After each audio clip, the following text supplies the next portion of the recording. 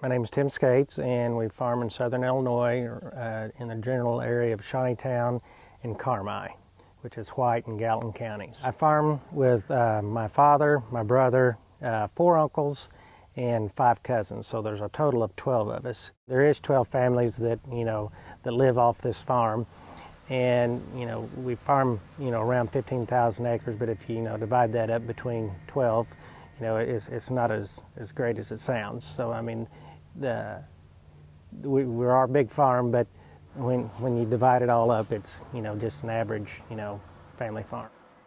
GPS has been great for that. You can look down the rows and see how straight they are, and it's just the fatigue with riding in the tractors every day. It's not like what it used to be when you didn't have a cab on the tractor and you're out in the dust all day. We have quite a few pivots on our farm. The good thing about this area is that the water level is only about, the wells are somewhere in the neighborhood of 80 feet. So the pumps are set usually about 50 feet deep. So it's we have a pretty ready supply around this area. At the beginning of the planting season, it was going fairly well. We were able to start fairly soon, and until about 3 weeks ago, we got quite a bit of rain in this area, and we've had to do a lot of replanting, probably about 1,500 acres. We've had to replant because of the rain, and then as a consequence of the rain, we also had the Wabash River was up, and so it flooded some of our crops that we already had planted. This year, basically, with the water flooding some of our property that we already had planted, we're having to replant that, and also with the just the rainfall that we had caused ponding and standing water in the fields.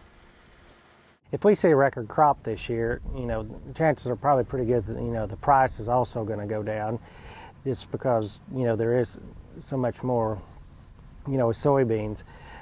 I think there's always going to be a demand for soybeans.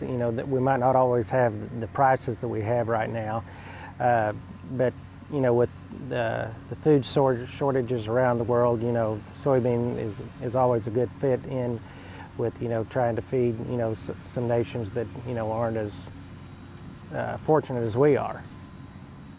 Just anything that's happening in the field, I try to get a little picture of it. Like if he goes out to spray it for weeds or something like that, I'll try to get a picture of it. Or any weeds that might be growing in the field, we'll take a picture of that, just to kind of give the general public kind of an idea of kind of what's going on, in the day-to-day on the farm, on a soybean farm. It's important to let the public know what we're doing, because so they don't get the impression that we just plant the field in the spring and come back in the fall and harvest. There's other steps along the way that we have to make sure that there's no pests in the field, no weeds in the field, and that it's getting adequate rainfall.